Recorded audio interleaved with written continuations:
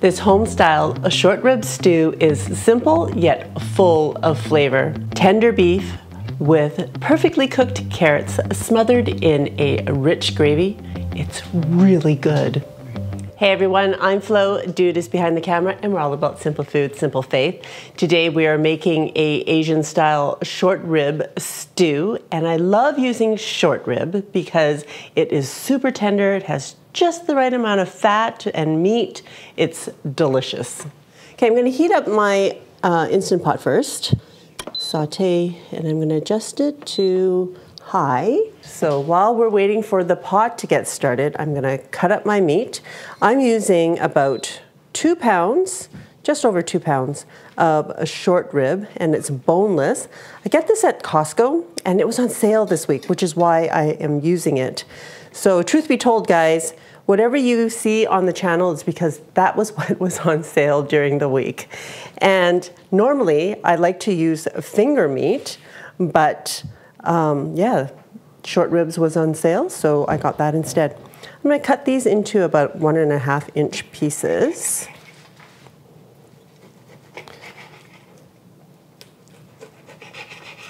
Just season one side of the beef with some kosher salt. You'll probably want about 1/2 teaspoon here, maybe less, depending how much meat you have. And then I will season the other side in the pot because I will sear the side first. Once your pot is hot, add a tablespoon of oil just to get the meat started.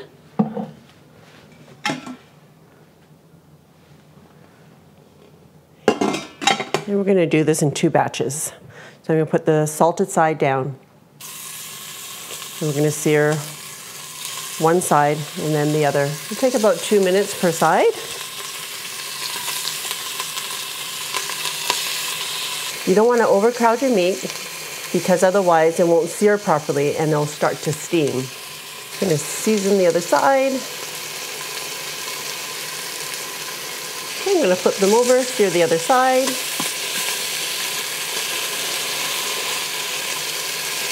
Searing the meat just helps to add some extra flavor to your dish. If you're really strapped for time, you can just skip this part. Just know that your stew isn't going to be as flavorful, but it will still be yummy. I'm going to remove these after the second side has been seared. Now you can sear all sides if you really want to, but you know, I can't be bothered with that. I would want some extra flavor. I don't necessarily want to spend the time searing all sides. Okay, I'm going to get the second batch going. Again, the salt side down. I'm not adding any more oil to this because the fat is also rendered in the pieces that were cooked earlier. While you sear that last batch of beef, we're going to get our vegetables cut up. I have 1 onion. I'm just going to cut this into 8ths.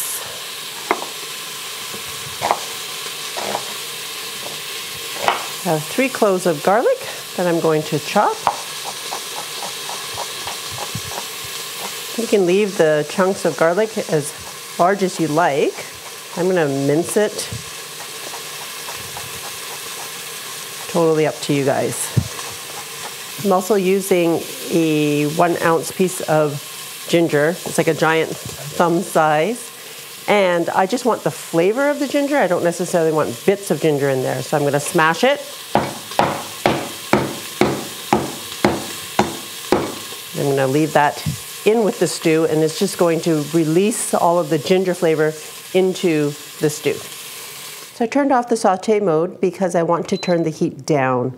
So I'm going to put it on saute for the regular temperature. I'm adding another tablespoon of oil because I don't know what happened to all the fat. It all seemed to have disappeared. And then I'm going to add my onion. And I'm going to add my piece of ginger as well. I'm going to let that cook for a little bit. Get some of the juices released into the bottom of the pot so that it helps to deglaze all the rich brown stuff at the bottom. All of that is flavor. So just give that another minute or so. I have 2 very giant carrots. You can use probably 4 regular carrots instead. And I'm going to chop these up into large chunks because I know I'm pressure cooking for about half an hour. I don't want the carrots to be complete mush, so I'm going to keep them big. So I know that they're going to cook through, be tender, but not mushy. Sometimes recipes ask you to add them kind of halfway through cooking if you cut them smaller. And it's like, well, then you have to release the pressure, you have to wait, add the carrots, and then wait for the pressure to come back up. It's a lot of extra time. All right. Onions are just cooking up. I'm gonna add the garlic. Oh, as soon as you add garlic, it smells so good. I'm gonna saute this for about 30 seconds. I'm gonna add about 1/4 cup of water.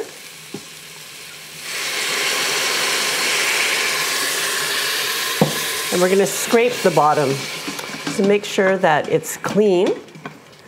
You don't see any dark brown spots, because what happens with electric pressure cookers is that those brown spots, if they remain, they could cause your pot to overheat because it thinks something's burning, but nothing's burning. At this point, we're gonna turn off the heat. So do you see that the pot is fairly clean? Right, all the brown bits have been taken up. All right, so I'm gonna throw in my carrots. Also adding my beef right on top, along with any juices or drippings. And just a tip, you know that your beef is properly seared is when you can lift it right off without having to tug at it, that nothing is stuck to the bottom of the pot.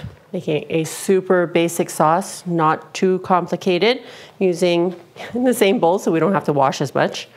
About 1/4 cup of brown sugar.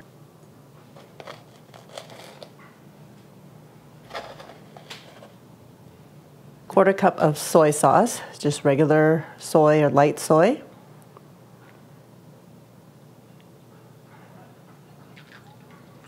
And 2 tablespoons of dark soy. And dark soy just adds a deep, rich color. It's not as salty as regular soy, but if you didn't have dark soy sauce, you can always just substitute with the regular soy sauce. So dissolve the brown sugar in here. Also adding 2 teaspoons of sesame oil. Okay. Remember, we already have 1/4 cup of liquid at the bottom of the pot. We're adding another over 1/4 cup. So there's at least half a cup of liquid in here. You don't have to add any more. And the pressure cooker will come up to pressure because I know that the carrots and the beef is going to release liquid. And in the end, we're gonna have a lot of liquid in there. Put the lid on, lock it into place. Make sure this sealing knob is on sealing. And we're going to pressure cook it for half an hour on high pressure. And that's it. We have a very similar recipe in my cookbook, Chinese Homestyle. And it basically has the same ingredients plus the addition of carrots. But in that recipe, I kind of blend all the sauce ingredients together, but you don't have to do that. You can do it this way by just adding some of the aromatics to the pot and then adding your sauce after. What I love about using the electric pressure cooker for cooking things like short ribs is that it takes a fraction of the time that you would normally take on the stovetop. Plus, it's one of those, you set it, you forget it, you leave.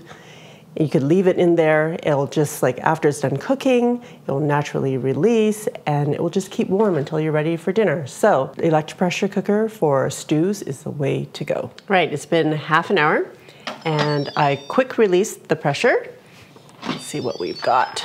Oh my goodness, it smells so good. So what I'm gonna do right now is just kind of move my meat over and I want to skim some of the fat because it really does have quite a bit of fat and I don't want to ingest all of it. So let's take some of it out.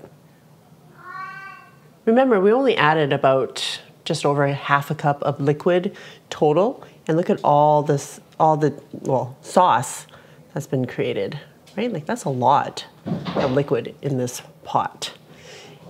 I want to thicken this sauce, so that's what we're gonna do. We're gonna turn the pot on saute mode again. Oops, cancel saute, and I'm gonna adjust it to high. I have about a tablespoon of cornstarch. I'm gonna add about a tablespoon of water to make a slurry. And remember, it has to be cool or room temperature water for the cornstarch to dissolve. Otherwise it'll become a goopy mess.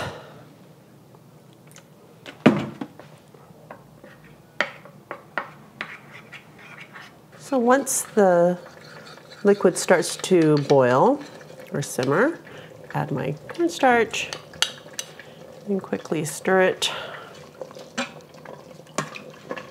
And if you want it thicker, you can add more, which I would like to thicken it a little bit more. So I'm going to use another tablespoon of cornstarch, another tablespoon of water,